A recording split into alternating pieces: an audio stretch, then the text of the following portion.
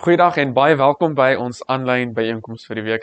Dankie dat jy so ook ingeskakel is en ook nog op so 'n manier deel is van ons geloofgemeenskap. Nou, ek mag dalk my ouers so 'n bietjie weggee as ek jou die volgende vraag vra, maar onthou jy 'n speletjie wat ons gespeel het as kinders met die naam van telefoontjie? Nou, vir die van julle wat nie kan onthou of nie weet hoe hierdie speletjie werk nie, dis waar jy en 'n groep van vriende of groep van mense of in 'n sirkel gestaan het of in 'n ry gestaan het. En dan het een persoon nou begin om 'n storie te fluister in die persoon langs hom of voor hom se ore. En dan het die storie so gegaan van een persoon na die ander persoon na die ander persoon. En toe hy eventueel teruggekom het by die persoon wat dit oorspronklik gesê het mens agtergekom dat die storie heeltemal anders is. Die storie het by elke ander persoon 'n ekstra stertjie gekry en 'n ander betekenis bygekry. Daai storie of daai speletjie wat ons gespeel het, was eintlik bedoel om kinders te help met hulle kommunikasie, sodat hulle beter kan kommunikeer.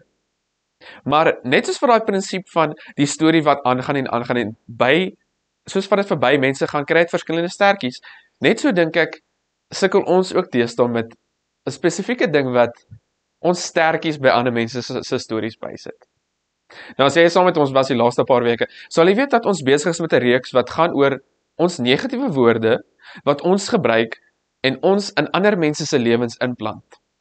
Woorde wat ons gebruik om ander mense of op te bou of af te breek. En ons het gekyk na die punt dat woorde is nie 'n mondprobleem nie. Dit is eintlik 'n hartprobleem. As ons kyk na Lukas 6, dan sien ons dat dit sê, dit wat die hart vol is, daarvan loop die mond oor. So woorde wys dan tegnies wat in jou hart aangaan. As jou hart op 'n gesonde en goeie plek is, dan sê jy goeie en gesonde woorde. Maar as jou hart seer is, dan is jy ook meer geneig om woorde te sê wat seer maak. Ons het gekyk spesifiek na woorde van kritiek, dat dit kom van 'n kritiese hart af. Woorde van kla kom van 'n ondankbare hart af. En dan is dit ook vandag wat ons nou hierdie reeks gaan afsluit, maar ons het in hierdie reeks spesifiek gefokus op Efesiërs 4 vers 29. Dit sê, moenie enige vuil taal gebruik nie. Gebruik eerder die regte, opbouende woorde wat nodig is om die wat luister te bevoordeel. Daai woord opbouende woorde vir die wat luister om hulle te bevoordeel. Jy sien, baie kere dan, of dit nou intentioneel of onintentioneel is, sê ons woorde sonder dat ons dink wat die nagevolge gaan wees. Sonder dat ons dink dat dit wat ek sê is besig om iemand seer te maak. Spreuke 18 vers 21 sê, die tong het mag oor dood en oor lewe. Hulle wat lief is om te praat, moet sensitief of moet saamleef met die gevolge van hulle woorde. Die mond, die tong, het krag oor lewe en oor dood. Dit kan lewe spreek of dit kan dood spreek. Ek hou van wat Jakobus sê, hy skryf, die tong is soos 'n vuurhoutjie wat 'n groot brand kan aansteek. En dan Matteus 15 vers 11 sê, 'n mens word nie onrein gemaak deur wat hy eet nie, maar deur wat jy sê. Ek dink in vandag se tyd het ons dalk nie so bewus geword van die woorde wat ons gebruik nie. As mens dit so kan stel, daai wag voor ons mond het ons op administratiewe verlof geplaas. Ons kyk nie meer so intentioneel na die woorde wat ons gebruik nie. En vandag se woorde, dink ek is iets wat ons almal mee sukkel. Ek insluitend. En ons doen dit so uit gewoonte uit, so sonder om te dink wat ons eintlik doen. Ons sal dit doen uit 'n situasie van, ek dink nou nie daar's iets fout daarmee nie, of ek sê dit maar net uit 'n grap uit. Hierdie is woorde van skinder. Jy sien, baie kere skinder ons, sonder dat ons weet wat ons eintlik doen. Ons dink, dis onskuldig, ek sê maar net ietsie. Maar daai kan mense opbou of afbreek. Ek hou daarvan van die volgende definisie van skinder. Skinder is die kwaadwillige verspreiding van gerugte oor iemand wat die bespreekte persoon se goeie naam benadeel, dikwels met die doel om 'n sensasie te ontlok. Skinder word nie gebruik om goed te doen nie. Skinder word nie gebruik om op te bou nie, maar eerder om iemand te benadeel. Om iemand se goeie naam deur die modder te sleep en 'n ander beeld te skep van daai persoon. En ons skinder ook baie keer om sensasie te ontlok, om 'n reaksie uit daai persoon uit te ontlok. Maar jy weet, die Bybel is eintlik baie duidelik oor skinder. Die Bybel noem spesifiek in Romeine 1 die woord skinder. Ons sal nou na daai vers kyk, maar dit kom neer op die volgende, dat skinder werklik eintlik sonde is. Om te skinder is sonde. God hou nie daarvan as ons skinder van mekaar nie. As ons stories vertel wat ons nie weet of dit heeltemal waar is nie. As ek 'n geheim vertel wat iemand vir my gesê het in die geheim. God hou nie van dit nie. Soos ek gesê het, Paulus skryf vir die Christene in Rome. Soos ons laasweek ook gehoor het, Paulus wou altyd Rome toe gegaan het, maar in hierdie brief Romeine skryf hy aan die Christene in Rome. En sy eerste hoofstuk skryf hy en hy sê, hy maak 'n lys van besware wat hy teen die Christene het daar. Hy maak 'n lys van goed wat hulle doen, wat hulle nie besef is eintlik sonde nie. Ek wil hê ons moet saam lees na Romeine 1 vers 29 en die eerste paar woorde van vers 30. Dit sê, hulle is een en al ongeregtigheid, slegheid, hebsug en gemeenheid. Hulle is vol jaloesie, moord, twis, bedrog en kwaadwilligheid. Hulle skinder en praat kwaad. Jy sien, die Bybel is duidelik oor hierdie. Skinder is sonde. En sonde is het nie plek in ons lewens nie. As Jesus volgelinge is ons veronderstel om 'n voorbeeld te stel van iemand wat nie skinder nie. Nou, die Bybel is altyd vir ons 'n goeie voorbeeld as ons na enige storie of enige prinsip kyk. En ek wil graag hê ons moet gaan na die Ou Testament profeet van Nehemia toe. Die Ou Testamentiese boek van Nehemia, ek sal eers 'n bietjie agtergrond gee. Dit is oorspronklik geskryf as 'n eenheid saam met die boek van Esra. So Esra en Nehemia was saam geskryf en Nehemia was eintlik die goewerneur van Juda. En dit vind plaas in 'n plek en tyd in die lewe waar Israel besig is om terug te keer uit ballingskap uit. Hulle was in die Babyloniese ballingskap weggeneem en nou is hulle besig om terug te keer. Nou jy sien, die groot tema in hierdie twee boeke is herbou. Die herbou van Jerusalem. Die herbou van sy tempel. Die herbou van die mure van Jerusalem. En jy sien, in Esra en Nehemia is daar 3 mense wat uitstaan in hierdie herbouproses. Die eerste persoon is Zerubbabel. Nou Zerubbabel was verantwoordelik vir die herbou van die tempel in Jerusalem. Die tweede persoon was Esra. Nou Esra het bietjie meer van 'n gelowige perspektief afgekom. Hy was verantwoordelik om die Torah te ondersoek en die gemeenskap te herbou. Nou die laaste persoon, Nehemia. Nehemia was verantwoordelik om die mure om Jerusalem te bou. En wat interessant is van hierdie 3 individue, is dat al 3 hulle stories, een of ander tyd ontmoet is met teenkanting. Hulle herbouproses is iewers ontmoet met teenkanting. Mense wat hulle probeer ontmoedig het om nie voort te gaan nie. Nou soos ek gesê het, Nehemia was die goewerneur van Juda, maar daar was ook 2 ander goewerneurs in die area, toe hy nou teruggekom het in Jerusalem, wat nie baie daarvan gehou het, dat hy die muur wou herbou nie. Hierdie 2 mense is ek amper doodseker dat jy nog nooit van gehoor het nie. En hulle is Sanballat en Tobia.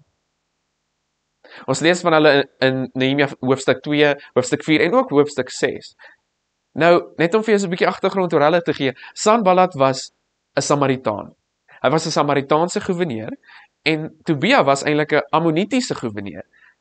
Nou, hoekom is dit van belang? Want die Jode van daai tyd en die Samaritane en Ammonite was eintlik vyande. Hulle het niks van mekaar gehou nie. So hierdie 2 individue is ontmoet met 'n plek waar Nehemia besig is om planne neer te lê om te herbou. En hulle sien dit as 'n dreigement. Hulle sien dit as Israel wat sterker word. Israel wat herstel word. Israel wat weer finansiëel groot en sterk gaan wees. En dit was 'n bedreiging vir Samaria en vir die Ammonite. En hulle kom doen iets wat ek en jy so baie doen. Hulle kom vertel stories van Nehemia wat nie waar is nie. Ek wil vir jou so 2 redes noem, of 2 maniere oor hoe hulle van Nehemia geskinder het. Die eerste manier was, hulle het probeer om Nehemia te ontmoedig met valse nuus. Hulle het probeer vir Nehemia of van Nehemia goed sê wat nie waar is nie. Ons lees saam in Nehemia hoofstuk 4 vers 2 tot 3 die volgende. Hy het voor sy vriende, dis nou Sanballat. Sanballat het voor sy vriende en die leer van Samaria uitgevaar. Wat dink hierdie armsalige Jode doen hulle? Dink hulle miskien, hulle kan die muur in 1 dag bou, as hulle net genoeg offers bring? Kyk net hoe lyk die swart gebrande klippe, wat hulle onder die rommel uitkrap, om weer te gebruik. Tobia die Ammoniet wat langs hom gestaan het gesê, daardie klipmuur sal omval, selfs as 'n jakkals daarop loop. Jy sien, hulle is besig om valse inligting te versprei. Hulle sê Nehemia en sy mense is besig om die muur te herbou uit materiaal wat nie sterk genoeg is nie. Net sodat mense sal betwyfel dat hierdie muur eintlik sterk genoeg sou staan. So hulle kom vertel valse nuus. Hulle kom vertel goed wat nie waar is nie. Hoeveel keer doen ons dit? Ons hoor dalk iets van iemand by ons werk, of iemand in ons kerk self, en dan vertel ons iets wat ons dink is waar. Ons sit ons eie informasie by die storie. Jy weet, Skinner was eintlik, of is eintlik, een van die groot redes hoekom verhoudings opbreek. Hoekom vriendskappe opbreek. Hoekom werkskollegas nie van mekaar hou nie. En ook meer belangrik, hoekom kerke soms uit mekaar uitval. Want ons versprei nuus sonder dat ons weet dat dit heeltemal waar is. Dis die eerste manier waarop hulle skinder. Die tweede manier waarop hulle skinder van Nehemia is, hulle vertel leuns om Nehemia se bedoelings te bevraagteken. Nou jy sien, toe hulle in ballingskap was Nehemia een van die dienaars in koning Artasasta se huis. Nou koning Artasasta was die Persiese koning en hy het vir hulle toestemming gegee om te gaan herbou wat gebreek was. So Nehemia se intensies om die muur te bou of herbou was om Israel en Jerusalem te herstel. Dit was sy intensies. Sy intensies was nie om die volgende koning van Israel te word nie. Sy intensies was net om te help. Ons lees die volgende in Nehemia 6 vers 6. Dit sê, in die brief het daar gestaan, Gesem het my vertel, dat die mense onder mekaar praat en sê dat jy en die Jode 'n opstand beplan. Dis hoekom julle die muur bou. Volgens die gerugte, het jy planne om hulle koning te word. Jy sien, Nehemia se bedoelings was skoon en suiwer. En Sanballat en Tobia kom en hulle bevraagteken sy integriteit. Hulle bevraagteken sy bedoelings. Hulle sê, Nehemia wil die koning word van die volk. Dit was nie Nehemia se intensie. Nehemia wou nie gaan om homself 'n beter plek in die lewe te gee nie. Sit jy dalk in daai situasie waar jy aan een van die kante van skinder was by jou werk, waar jy jouself wou bevorder deur 'n storie van iemand te vertel, of waar iemand dalk 'n storie van jou vertel het, en toe kry jy nie daai bevordering nie. Nehemia weet al te goed waardeur ons gaan. Hy het ervaar hoe dit is as mense van ons praat, of as ons van ander mense ook praat. Nou die rede hoekom ons skinder, as ons nou weet hoekom skinder verkeerd is, skinder is sonde, maar hoekom skinder ons dan nog steeds? Daar kan 'n paar redes wees. Skinder kan uit onsekerheid kom, uit selfbeeldprobleme. Jy voel dalk so sleg dat jy ander mense wil sleg sê en afbring op dieselfde vlak as waar jy is, net sodat jy 'n bietjie beter oor jouself kan voel. Tweede manier rede hoekom ons skinder is, uit jaloesie uit. Ek soek iets wat daai persoon het, so ek, of 'n pos wat daai persoon het, so ek gaan skinder. Ek is dalk nie tevrede met my vriend of met sy huweliksmaat nie, so ek gaan skinder oor hom of haar, omdat ek jaloers is. Ons kan skinder net pleinweg uit verveling uit, omdat ons niks anders het om te doen nie. Dan gaan ons na iemand toe en sê, het jy gehoor, hierdie persoon en daai persoon en daai persoon. Uit verveling uit kan ons skinder. Die volgende punt is, ons kan skinder uit 'n soeke na aandag. Elke mens in hierdie lewe wil gesien word, wil gehoor word. So dis, soms gaan skinder ons, omdat ons aandag wil hê. Want ons wil hê die fokus moet op ons wees, en nie op iemand anders nie.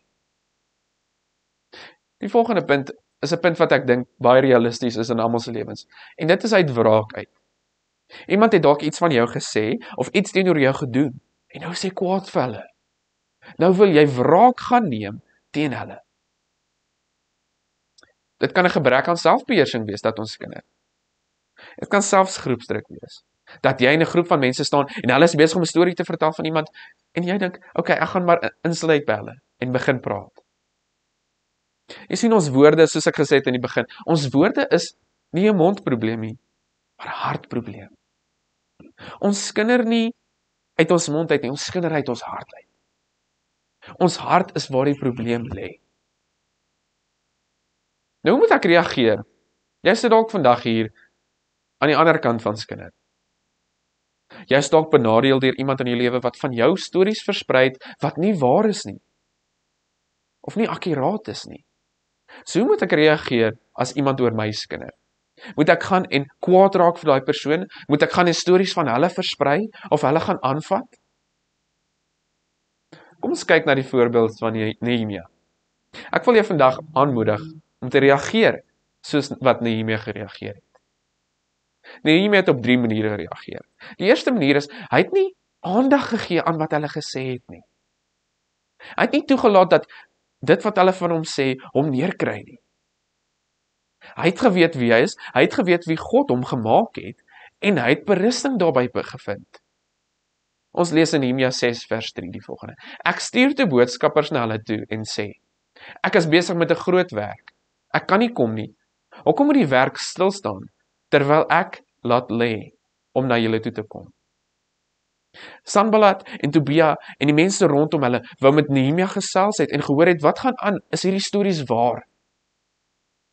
Maar Nehemia sê, ek is besig met iets. Ek gaan nie myself laat steur deur wat hulle sê nie. Ek gaan nie wat ek besig is mee laat gaan, net om aan hulle te gaan luister nie. Moenie laat as iemand van jou skinder, laat dit jou pla nie. Ons identiteit is in God. God het ons gemaak wie ons is. Ons weet wat die waarheid is. So moenie aandag gee aan daai skinder nie. Moenie laat dit jou pla nie. Moenie laat dit jou neerkry nie. Tweede manier hoe Nehemia reageer, is hy het gebid en God gevra vir krag. In Nehemia 6 vers 9 sê, dit was bloot hulle manier om ons te ontmoedig of intimideer. Hulle het gedink, dit sou ons moedeloos maak, en dat die werk tot stilstand sou kom. Ek het vir krag gebid, dat die werk kon voortgaan. Jy sien, Nehemia het geweet wat hulle vir hom gesê het. Dit moes hom so geraak het. Maar steeds kies hy om te bid. Hy kies om te bid en vir God te vra vir krag om aan te gaan. Iemand het dalk 'n storie van jou vertel, en jy voel moedeloos. Jy voel, almal dink verkeerd van jou, almal dink sleg van jou weens dit.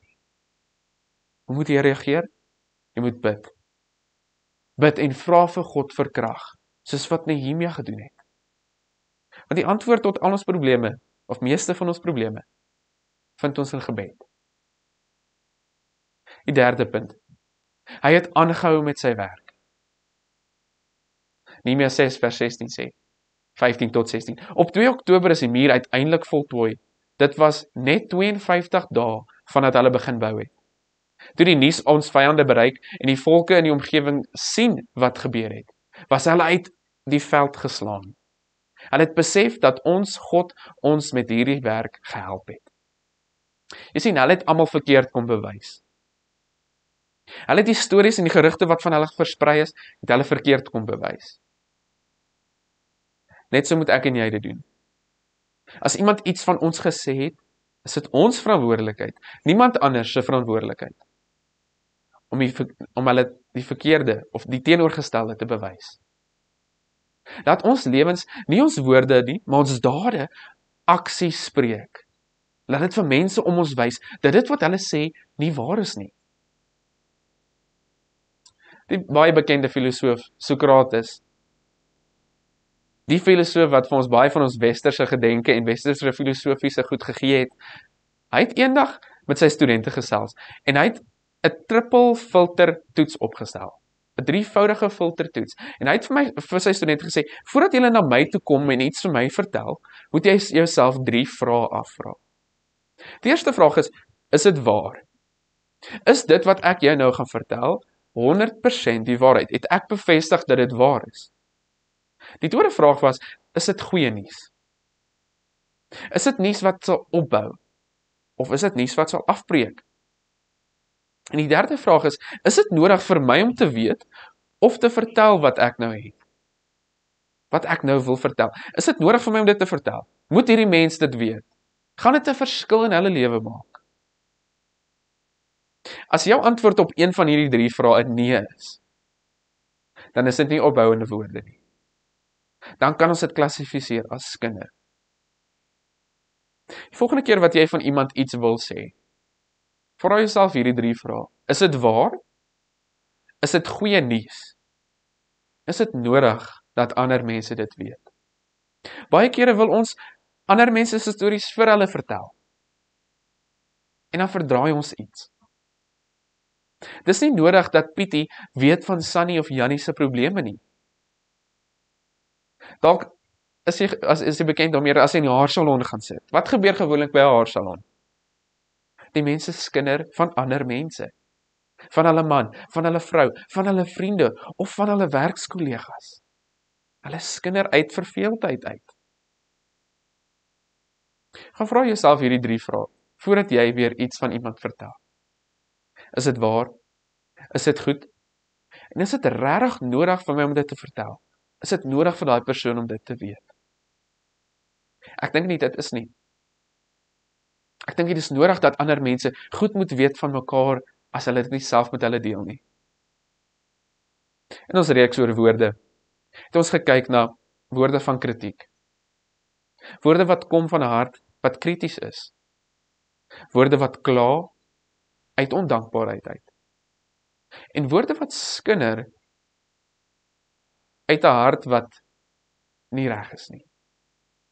Hierdie 3 negatiewe woorde wat ons in mense se lewens insit, is nie opbouende woorde nie.